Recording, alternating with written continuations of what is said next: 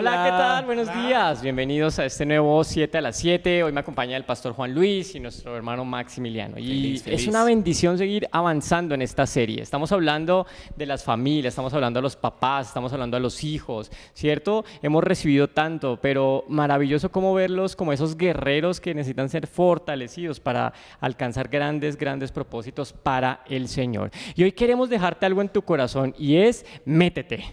¿Qué significa esto, cierto? Que tenemos que meternos. Vamos a ver a dónde nos lleva el Señor en esta mañana. Y mira, nuestro punto de partida es Primera de Samuel, capítulo 2. Vamos a darle lectura a algunos versículos desde el verso 12. Y aquí nos habla acerca de Elí. Recuerden ustedes, este sumo sacerdote tuvo 2 hijos y mira cómo describe la palabra del Señor. Dice, los hijos de Elí eran unos malvados y no reconocían la autoridad del Señor.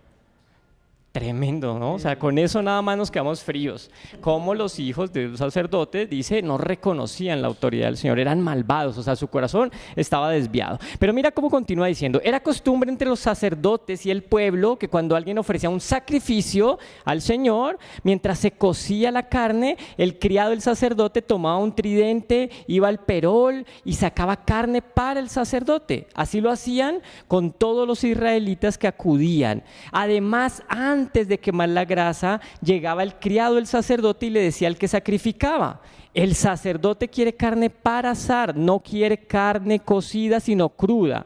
Y si la persona le decía, primero debe quemarse la grasa, después de eso podrás tomar lo que quieras, el criado le respondía, dámelo ahora mismo, de lo contrario lo tomaré por la fuerza. Es decir, algo que era contrario a la voluntad del Señor. Esta era una ordenanza de Dios. Queremos que tú dices, bueno, esta historia no entiendo. Así se tenía que hacer porque había sido la instrucción del Señor. Y por eso termina diciendo en el verso 17, este pecado de los jóvenes sacerdotes era muy grave porque no mostraban ningún respeto por las ofrendas del Señor.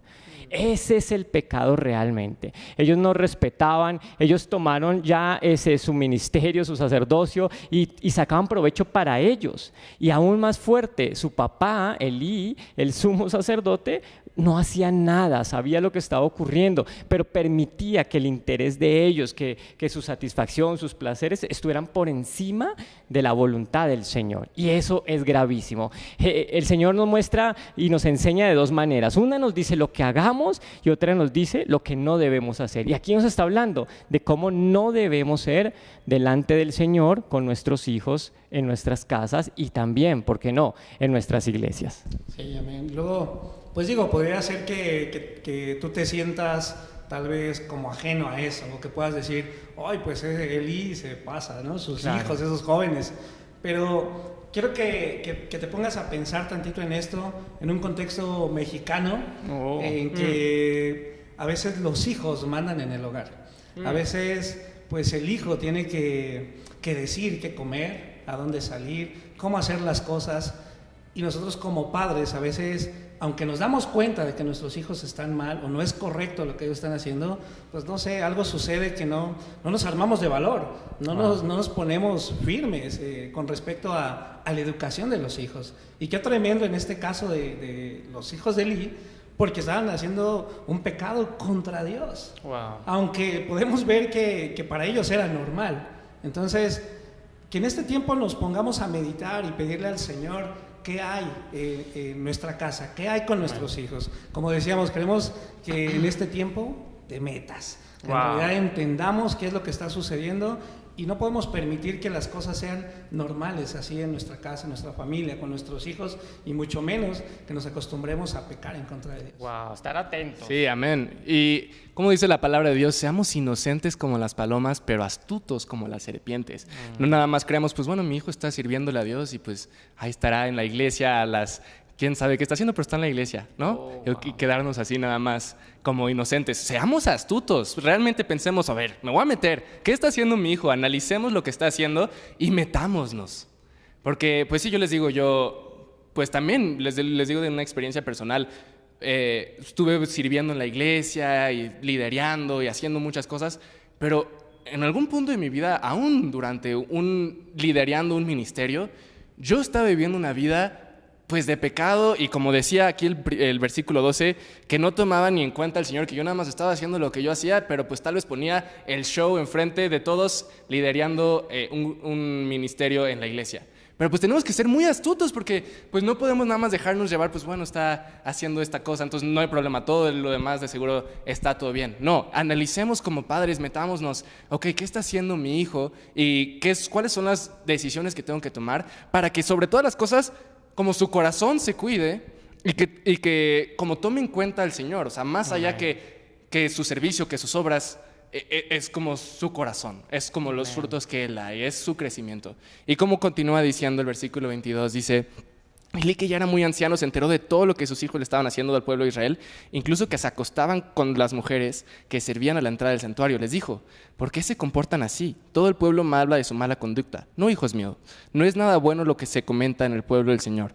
Entonces, bueno, continúa hablando de lo que les dijo a sus hijos, pero Elí solamente les dijo. Nunca se metió, no les dijo: ¿saben qué, hijos? Basta. Ya no pueden hacer esto, más bien yo voy a estar supervisándolos. Yo les digo, hubo una ocasión en mi vida donde yo tenía amigos que no me estaban siendo de buena influencia para mí. Y mi papá, pues sí, no nada más me dijo: oye, Max, limita que te juntes con ellos. No, él se metió y él me hizo que pues hablara con ellos de que ya los tuve que dejar de hablar con ellos. Y pues también mi papá, muy astuto, porque bueno, luego yo estaba en mi vecindad, bajaba al parque, iba al gimnasio y pues decía que iba al gimnasio y luego iba a hacer 1000 cosas. Entonces, ¿qué hizo mi papá?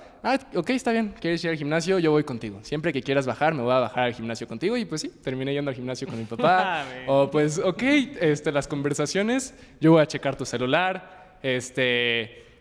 Y pues sí, hubo así una temporada en mi vida donde por 2 años no salía a ningún lado de mi casa, y a donde sea que iba con la supervisión de mis papás, y todo era con la supervisión de mis papás. Y eso fue de gran ayuda para mí, porque no nada más me dijeron: bueno, aquí te doy mi recomendación y tú haz como veas, sino yo me voy a meter y voy a asegurarme de que tú sigas la línea correcta. Amén. Eso es lo que queremos dejar hoy. Tenemos que meternos, tenemos que estar ahí, no nada más saberlo. Poderoso, como tú terminaste diciendo, ahí dice, él sabía todo lo que los hijos hacían y sabía también cuántas cosas sabemos, y a veces por vergüenza, por una imagen, queremos ocultarlas, o como decía el pastor Juan Luis, o simplemente por consentir a los hijos y creemos que les estamos haciendo un bien cuando los estamos llevando a la destrucción. Así que papás, mamás, métanse y tomen las medidas que sean necesarias. Amén. Porque por eso es lo que el Señor quiere para nuestros Es por hogares. nuestro bien. Tal vez en el momento les decimos: no, papá, te odio, eres el peor. Pero hoy en día le digo: papá, te agradezco, eres el mejor. Gracias por meterte. Y cuando yo era inmaduro, tú ser maduro y meterte en esa situación. Aleluya, bendiciones. Nos vemos. Hasta la próxima. Hasta luego. Chao, chao.